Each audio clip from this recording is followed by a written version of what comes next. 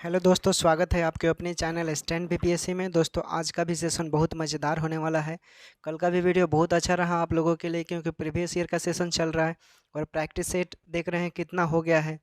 और मात्र एक स्टैंड बीपीएससी ऐसा यूट्यूब पर है दोस्तों चैनल, जहाँ पर आपको स्पेशल बिहार सिविल कोड का समझ लीजिए पूरा फ्री ऑफ कॉस्ट में आपको सारे सब्जेक्ट प्रैक्टिस सेट के तौर पे बताए जा रहे हैं। और हिंदी का स्पेशल वीडियो भी मिलेगा आपको, देखेंगे। इतना मैंने वीडियो करवा रखा है सिर्फ बिहार सिविल कोड का, जो आप एक पेड कोर्स में मान लीजिए 1000 रुपया या 500 रुपया या 499 रुपया जो भी देते होंगे, आपको पैसे लगते होंगे, लेकिन बिहार सिविल कोड का स्पेशल वीडियो सिर्फ स्टैंड बीपीएससी पर आप प्ले लिस्ट में देखेंगे बारी बारी से, तो आपको सारे विषय के प्रैक्टिस सेट मिलेंगे। तो वहाँ से आप कर लीजिए, आपको बेनिफिट मिलेगा। और मैं देखिए, कभी कभी होता है आपको बिल्कुल भी पढ़ने का मन नहीं करेगा, आप घबरा जाएंगे, आप 10 दिन पढ़ाई नहीं करते हैं, छोड़ देते हैं, सारे चीज़ भूल जाएंगे। लेकिन धीरे धीरे मान लीजिए आता है, हर समय इंसान 10 घंटा नहीं पढ़ सकता है। और जैसे कि कुछ लोग होते हैं, और मैं बार बार बोलता हूँ आप लोगों को कि पढ़ना महत्वपूर्ण नहीं है कि आप रोज़ 12 घंटे पढ़ते हैं, बल्कि ये महत्वपूर्ण है कि आप एग्ज़ाम समय में कितना प्रश्न सॉल्व करते हैं। अभी एग्ज़ाम भी होगा आपका, ये अगले महीने ही शायद एग्ज़ाम हो जाए, या जो भी नोटिस निकलेगा आपको पता चल जाएगा। दूसरे यानी जो कमज़ोर विद्यार्थी हैं उनकी मदद करें। मन में द्वेष ना रखें कि आप किसी का मदद कर रहे हैं तो आपसे आगे निकल जाएगा। आप दूसरे का मदद करेंगे तो कहीं से ना कहीं से आपका 10 गुना भला हो जाएगा, मदद हो जाएगा। देखिए, इसके साथ ही लोग आपको समाज में इज्जत देंगे, प्रतिष्ठा देंगे, मान मर्यादा बढ़ेगा आपका। एग्ज़ाम एक बेस्ट मैनेजमेंट है। कैसे आप अपने आप को फिट रखेंगे कि एग्ज़ाम समय में आपकी फिटनेस बरकरार रहे। ऐसा ना हो कि कल आपका एग्ज़ाम है और आप एक दिन पहले चिकन खा लें, फिर आपका एग्ज़ाम खराब होगा, जाहिर सी बात है। इसलिए ऐसे भी कुछ चीज़ें हैं, मैं बार बार बोलता हूँ कि कुछ बातें ऐसी होती है जो बाहरी दुनिया से नहीं मिल सकती। बाहरी दुनिया से ही मिल सकता है, किताबों से नहीं मिल सकता। ठीक है, किताबों के अलावा भी एक बाहरी दुनिया होती है। कभी कभी विद्यार्थी जिस एग्ज़ाम का प्रिपेयर करते हैं वह उसमें फेल हो जाते हैं और दुनिया उसे फेलियर बोल देती है। लेकिन दुनिया यह नहीं जानती कि वह फेल क्यों हुआ, उसके पीछे रीज़न क्या था, वह उस समय किस सिचुएशन से गुजरा। कभी कभी तेंदुलकर, सचिन तेंदुलकर जो क्रिकेट के भगवान कहलाते हैं, वो भी जीरो पर आउट हो चुके हैं बहुत बार। इसका ये मतलब नहीं कि वो फेलियर है, फेलियर हैं नहीं ना। तो एक्चुअली ये बात आप लोगों से ज़्यादा खुद के लिए भी, मैं अपने आप पर भी बोल रहा हूँ। अगर एग्ज़ाम पास न कर पाना आपका फेलियर है, तो उतना ही बड़ा मेरे लिए भी फेलियर है। लेकिन बहादुर तो वो है जो स्टूडेंट, जो मतलब वैसे बहादुर स्टूडेंट है जो फेल होने के बाद भी हार नहीं मानता। ज़िंदगी में कभी कभी आपको पता है कि ऐसे पीरियड आएंगे, आपको खुद डिसीजन लेना होगा कि आप क्या करना है क्या नहीं करना है, आपको ही मिलेगा। और कभी कभी तमीज़ स्टूडेंट के लिए बहुत मायने रखता है, क्योंकि तमीज़ के बिना आप कुएं में मेढक के समान है। कब किससे कैसे बात करना है, ये आपको घर की परवरिश और हायर एजुकेशन से ही प्राप्त होगा। इसलिए आज के ज़माने में एजुकेशन इतना इम्पोर्टेंट है। अगर सिलेक्शन नहीं होता है तो आप अब ऐसा पढ़िए, ऐसा ऐसा एजुकेशन ग्रहण कीजिए कि आपको कहीं भूखे ना मरना पड़े, इतना सोचिए। ठीक है दोस्तों, तो चलिए, बहुत हो गया मोटिवेटेड बातें। अब हम लोग आते हैं सेशन पर, और वीडियो को आप लोग शेयर कर दीजिएगा सभी दोस्तों को। Good evening. ठीक है, चैनल पर नए होंगे तो जुड़िएगा, क्योंकि देखिए हम स्पेशल करवा रहे हैं, अब बहुत ही मज़ेदार सेशन होगा। और इम्पोर्टेंट जो आप पेड कोर्स मिलाकर देखिएगा, जो पेड कोर्स पढ़ाते होंगे उनसे बेहतर मैं आपको रिजल्टेंट दूंगा। अब मेरा दावा है कि आप मेरे साथ बने रहिए, ज़रूर होगा। क्योंकि मैं जो भी क्वेश्चन लाता हूँ सिलेक्टेड लाता हूँ, मुझे खिचड़ी नहीं पकाने आता। मैं भी एक सिविल सर्विसेज एस्पिरेंट हूँ। ठीक है दोस्तों, और आप लोग बेहतर मेरे साथ जुड़े होंगे तो आप लोगों को पता होगा कि मेरा भी क्या एम है। तो इसलिए मैं जो देता हूँ मटेरियल, आप लोग उसे अच्छा से फॉलो कीजिए, पढ़िए, बेहतरीन मौका मिलेगा। चलिए देखिए, क्वेश्चन है, in the following question out of the 4 alternative choose the one which can be substitute for the given word or sentence। पहला क्वेश्चन है, that which last for short time। क्या है? that which last for a short time। इसमें आपको बताना है। चलिए बताइए लोग, ऑप्शन आपके सामने है, क्या इसका राइट आंसर होगा, आपको जवाब देना है। देखिए, that which last for a short time, ये ट्रांजिटरी होता है। ट्रांजिटरी उसको बोलते हैं, क्षणिक को बोलते हैं। ठीक है, तो राइट आंसर आपका सी हो जाएगा। जिन दोस्तों ने सी कमेंट किया है उनका बिल्कुल सही है। अगला प्रश्न देखिए, a person who believe in total evolution of war. तो a person who believe in total abolition of war, कहने का मतलब है अमन पसंद, यानी पासिफिस्ट बोलते हैं उसको। तो देखिए ऑप्शन में नंबर में है तो राइट आंसर हो गया। उसके बाद है question ready to believe anything. Ready to believe anything इसका मतलब क्या होगा? देखिए इसका मतलब एक सहज विश्वासी के सेंस में बोलेंगे। इंग्लिश में इसे क्या बोलिएगा इस सेंटेंस को? यानी क्रेडिलस बोलेंगे। क्या बोलेंगे? क्रेडिलस। तो आपका ए राइट आंसर हो जाएगा। उसके बाद है फाइंड द मिसस्पेल्ड वर्ड। क्या है? Find the misspelled word. चलिए बताइए क्या होगा राइट आंसर? इसमें मिसस्पेल्ड वर्ड आपको पहचाना है दोस्तों। तो देखिए फाइंड द मिसस्पेल्ड वर्ड, इसमें आपका हो जाएगा एडोस। इसको मतलब होता है इसको छोड़कर अन्य सभी जो आपके ऑप्शन में स्पेलिंग है वो सब क्या है? दुष्कर है। दुष्कर समझते हैं ना किसको बोलते हैं? तो राइट आंसर क्या हो जाएगा? एडस। ठीक है, अगला प्रश्न देखिए। अगला प्रश्न है दोस्तों a person who dash on his on effort has the best chance to win. तो सही शब्द रियलाइज कीजिए अब क्या होगा? यानी विश्वास भरोसा करता है उसको बोलेंगे। रियली के सेंस में बोलेंगे तो हमेशा ऑन या ओपन का ही प्रयोग होगा। तो राइट आंसर क्या हो जाएगा इसमें? यानी रियलाइज। ठीक है, उसके बाद देखिए all the applicants dash and result will be announced next week. क्या होगा? नेक्स्ट वीक बोल रहा है। तो जो रिक्त स्थान पर होगा वहाँ पर सिर्फ आपका नाउन का प्रयोग होगा, क्योंकि रिक्त स्थान के ठीक पहले के नाउन के साथ आपको पता है एपस्ट्रॉफी एस का प्रयोग होता है और नियम के अनुसार दो नाउन को एपस्ट्रॉफी एस से जोड़ा जाता है। तो सही विकल्प आपका क्या हो जाएगा? ऑप्शन में रैंक हो जाएगा दोस्तों। उसके बाद है फाइंड द मिसस्पेल्ड वर्ड, फिर आ गया। तो इसमें देखिए फाइंड द मिसस्पेल्ड वर्ड आप ध्यान से देखेंगे तो इनिमीज के स्थान पर इनिमीज होगा, क्योंकि वाई के बाद एस जो होता है वाई आई में बदल कर यस जोड़ते हैं, तो अब सही होगा। ठीक है, तो राइट आंसर आपका क्या हो जाएगा दोस्तों? इनमेज। चलिए अगला प्रश्न देखिए। अगला प्रश्न है आपका फाइंड द मिसस्पेल्ड वर्ड। इसमें भी फाइंड द मिसस्पेल्ड वर्ड पहचानना है आपको, तो ध्यान से देखिए और बताइए क्या राइट आंसर होगा। इसोफेगस क्या होता है? ये ग्रास नली होता है दोस्तों। ठीक है, उसको बोलते हैं। सही स्पेलिंग वाला आपका क्या हो जाएगा? ये आपका ए राइट आंसर। उसके बाद है she is beautiful dash brave. She is beautiful dash brave, यानी ब्यूटीफुल सुंदर के सेंस में बोलते हैं और ब्रेव बहादुर के सेंस में। यानी दोनों शब्दों का टोन क्या है? पॉजिटिव है, सकारात्मक है, इसलिए एंड से इसे जोड़ा जाएगा। जब दोनों शब्दों का टोन विपरीत होगा तब बट का प्रयोग किया जाता है, आपको बेहतर रूप से पता होगा, इसलिए इसमें राइट आंसर क्या हो जाएगा? एंड हो जाएगा। ठीक है, उसके बाद है all the decisions dash are likely to be taken by conscience. देखिए इसमें आपको क्या जवाब देना है? इसमें सही शब्द के रूप में बताना है, तो सही शब्द आपको हाउएवर होगा। हाउएवर बोलेंगे तो उसको फिर भी बोल सकते हैं या तो भी बोलिएगा। इस शब्द का प्रयोग अभी कही गई बात के साथ कुछ और कहने के लिए किया जाता है। ठीक है, समझ गए? तो क्या होगा राइट आंसर? आपका हाउएवर हो जाएगा। चलिए आगे का प्रश्न देखते हैं। देखिए अगला प्रश्न है आपका the old man could not remember where dash his money. ठीक है, तो इसमें आपको बताना है दोस्तों कि क्या होगा। सॉरी 61 नंबर है, इसको बताना है। तो देखिए वाक्य में दो क्लोज है, देखेंगे ध्यान से तो प्रथम क्लोज में कुड का प्रयोग हुआ है। किसका? कुड। ठीक है, कुड का प्रयोग हुआ है। चूंकि ये कुड का प्रयोग करने पर वाक्य ये पास्ट में रखा गया है, इसलिए दूसरा क्लोज जो होगा वो पास्ट में ही होगा। ऐसा एकमात्र विकल्प हैड होगा, हैड डिपॉजिटेड होगा उसके अकॉर्डिंग, लेकिन चूंकि यहाँ पर पूछा है उसके मुताबिक हमें जवाब देना है, तो राइट आंसर हैड डिपॉजिटेड हो जाएगा, ए राइट आंसर।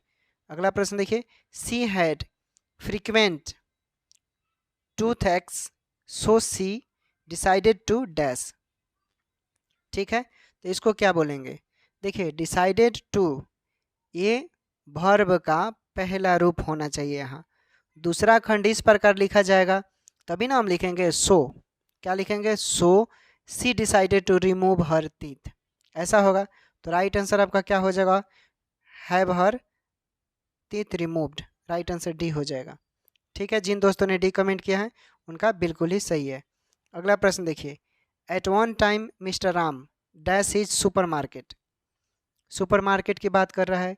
देखिए एट वन टाइम यानी पास्ट को रेफर करने वाला एडवर्ब ऑफ टाइम होता है जिसके साथ हम वर्ब का दूसरा रूप प्रयोग करते हैं। तो ऑन का क्या हो जाएगा, ऑन्ड हो जाएगा। तो राइट आंसर यहाँ पर क्या हो जाएगा, सी हो जाएगा। उसके बाद देखिए, इन the following question out of the four alternative choose the one which best can express the opposite meaning of the word given in capital letters. ठीक है, गिवन इन कैपिटल लेटर्स की बात कर रहा है। तो अब ध्यान से देखेंगे, चूंकि कैपिटल लेटर के फॉर्म में रिपेल होगा, इसका मतलब क्या होता है, हटाना या किसी चीज़ को सेक्रीफाइस करना या त्यागना या प्रतिकर्षित करना। ओके, तो राइट आंसर यहाँ पर अट्रैक्ट हो जाएगा। ठीक है, बेस्ट एक्सप्रेस दे रहा है इसका। उसके बाद है अपेलिंग। ठीक है, तो देखिए इसका मतलब होता है डरावना। इसका अपोजिट कंसोलिंग क्या हो जाएगा, कंसोलिंग ही होगा, चूँकि डरावने के सेंस में यही होगा अपोजिट। चलिए आगे का प्रश्न देखिए। उसके बाद है दोस्तों पैसिफाई। क्या है, पैसिफाई। तो देखिए पैसिफाई यानी शांत करना। क्या होता है, शांत करना। इसका अपोजिट इनरेज होता है, मतलब क्रोधित करना। ठीक है, तो राइट आंसर क्या हो जाएगा, इनरेज। ठीक है, अगला प्रश्न देखिए। इन the following question out of the four alternative choose the one which best express the meaning of the given word. ठीक है, उसके बाद देखिए, तो बेस्ट एक्सप्रेस बताना है, इसमें भी बेकॉन्ड दिया है, तो इसका मतलब होता है इशारा करना या बुलाना। तो बेस्ट एक्सप्रेड, बेस्ट इसका एक्सप्रेशन क्या होना चाहिए ऑप्शन के मुताबिक, चूंकि बुलाया, तो बुलाया को हम कॉल्ड बोलेंगे। राइट आंसर सी हो जाएगा। उसके बाद ऑब्स्टिनेट है। क्या है, ऑब्स्टिनेट। ठीक है, ऑब्स्टिनेट है यानी जिद्दी के सेंस में बोलते हैं, जो बहुत जिदिया होता है ना उसको। बेस्ट एक्सप्रेस इसका यहाँ पर बताना है आपको, तो स्टॉबर्न बोलेंगे। क्या बोलेंगे, स्टॉबर्न। डी नंबर में देखिए दिया हुआ, तो ही आपका राइट आंसर हो जाएगा। अगला प्रश्न देखिए, अगला प्रश्न है, उसके बाद है डी क्रिप्यूटेड। ठीक है, डी क्रिपिट्यूड, डी क्रिपिट्यूड दिया है, इसका मतलब क्या होता है, यानी दुर्बलता। दुर्बलता के श्रेणी में बोलते हैं, कमजोर के श्रेणी में, यानी इसका बेस्ट एक्सप्रेस आपको बताना है, तो फिबलिनेस बोलेंगे। फिबलिनेस मीन्स दुर्बलता होता है। तो ऑप्शन में देखिए दिया हुआ है, तो ही राइट आंसर हो जाएगा। उसके बाद है are you really desires desirous dash visiting Japan. तो मतलब आप डिजायरेबल, कहने का मतलब है कि आपके अंदर इच्छा है, आपका मन कर रहा है तभी। ठीक है, तो डिजेरियस के साथ हमेशा ऑफ का प्रयोग होना चाहिए, तभी सेंटेंस सही होगा। तो इसलिए यहाँ पर राइट आंसर ऑफ हो जाएगा। उसके बाद the sky is overcast we dash the storm will soon burst. ठीक है, देखिए सही शब्द एक्सपेक्ट लेना होगा आपको यहाँ पर, क्योंकि इसका प्रयोग टू थिंक और बिलीव दैट समबडी या समथिंग विल कम, या दूसरे फॉर्म में और बोले तो आप देखिए इसको कैसे डिटेल में बताते हैं। 71 है, देखिए एक्सपेक्ट आपको इसलिए लेना होगा क्योंकि इसको टू थिंक या टू थिंक बोलिए या बिलीव दैट समबडी, क्या बोलेंगे, बिलीव दैट समबडी। ठीक है, उसके बाद बिलीव दैट समबडी यानी something will come, something will come भी लिख सकते हैं आप, तो ये भी सही होगा। या आपको ये नहीं समझ में आता है तो आप और लिखिए डैट समथिंग विल हैपन। क्या लिखेंगे, डैट मतलब इन तीनों में से जो भी आपको लिखना है वो लिखिएगा, वो सही हो जाएगा। तो इस तरह आपका राइट आंसर एक्सपेक्ट होगा। ठीक है, उसके बाद है the candidates expedition was dash for its brevity and clarity. ठीक है, देखिए यहाँ पर सही शब्द आपको चुनना है, तो असाधारण और आश्चर्यजनक। हिंदी हम बता दिए, आप इंग्लिश में पकड़िए क्या होगा, तो रिमार्केबल, सी राइट आंसर हो जाएगा। चलिए अगला प्रश्न देखिए, आगे का प्रश्न इसमें क्या बोल रहा है, in the following question four alternatives are given for the item or phrase in bold in the sentence, choose the alternative which best express the meaning of the item or phrase. The king had been made to eat humble pie. अब इसमें आपको चुनकर बताना है क्या होगा right answer. देखिए नाक रगड़ना, माफ़ी मांगना, टू हैव टू अपोलोजाइज बोलते हैं, टू हैव टू अपोलोजाइज, यानी टू ईट हम्बल पी। तो right answer to have to apologise, right answer B हो जाएगा। The saint's life was an open book, the saint's life was an open book, ठीक है, क्या right answer होगा? देखिए, तो एन ओपन बुक खाली किताब को होना बोलते हैं, ठीक है। One date held no secrets, one date held no secrets, ठीक है, तो राइट आंसर डी हो जाएगा, ठीक है। चलिए अगला प्रश्न देखते हैं। अब आगे आपका हिंदी, पियोन वाले, क्लर्क वाले, स्टेनो वाले, रीडर वाले, कंप्यूटर ऑपरेटर वाले, आप लोग को पता है कि इस हिंदी कितना इम्पोर्टेंट है, ये आपसे बेहतर कोई नहीं समझ सकता, ठीक है। इसलिए पढ़ना शुरू कर दीजिए दोस्तों, मैं आप लोग के साथ हूँ, मेहनत कीजिए। आप क्या कीजिए, समय समय पर प्रैक्टिस सेट, समय समय पर नहीं, रोज़ प्रैक्टिस सेट लगाइए। एग्ज़ाम क्वालिफाई करना है, प्रैक्टिस सेट नहीं निकालेंगे तो रिजल्ट नहीं होगा। कितना भी पढ़ लीजिए, अरे आंख बंद कर कर पढ़िए, धाराधर पढ़िए, जो भी पढ़ना है। आप मॉडल सेट प्रैक्टिस सेट नहीं कर रहे हैं, आप आंख बंद कर कर आंख खोल कर लिख लीजिए, आपसे रिजल्ट नहीं होगा। आप कम पढ़ रहे हैं, आप प्रैक्टिस सेट लगा रहे हैं रोज़, रिजल्ट होने से आपको कोई नहीं रोकेगा, आयोग भी नहीं रोक सकता, वो मजबूर हो जाएगा मार्क्स देने पर, क्या अरे इतना सही सही बताया है, देना पड़ेगा, ठीक है। तो इस बात को ध्यान रखिए, मेरे साथ बने रहिए, सफलता ज़रूर मिलेगा, ठीक है दोस्तों। पहले भी थे आपके साथ, आज भी हैं, एग्ज़ाम तक भी रहेंगे, जब तक नहीं होगा, ठीक है। चलिए बताइए, क्वेश्चन है, निम्नलिखित प्रत्येक 4 विकल्पों में से बेमेल असंगत शब्द को चिन्हित करना है, ठीक है। तो बताइए, 4 गो ऑप्शन है आपके सामने, शारीरिक, अधि, दैहिक, मानसिक, इसमें से कौन एगो अलग है? बताइए। 3 गो एक जैसा होगा, आइए एगो अलग होगा, वही आपको जवाब देना है। तो राइट आंसर अधि हो जाएगा, ये सबसे अलग है। अधि असंगत है, देखिए शारीरिक, दैहिक तथा मानसिक, ये संगत शब्द है, यह मनुष्य के शरीर या मन से संबंधित विशेषण है। शारीरिक, दैहिक तथा मानसिक एक प्रत्यय से बना शब्द है, देख लीजिए, शरीर प्लस एक शारीरिक, देह प्लस एक दैहिक, मानसिक में मूल शब्द आपका मनस हो जाएगा, ठीक है। लेकिन अधि जो है क्या है, यहाँ पर उपसर्ग है, इसलिए अधिकार, अधिपति, अधिनय, अधिगम, ये सब समझ रहे हैं ना। उसके बाद देखिए 77, इसमें 3 गो एक जैसा होगा, ये गो अलग होगा सबसे। बताइए क्या राइट आंसर होगा, बताइए क्या राइट आंसर होगा, सोचिए, जवाब दीजिए। देखिए राइट आंसर आपका शीर्ष जो है, ये सबसे अलग है।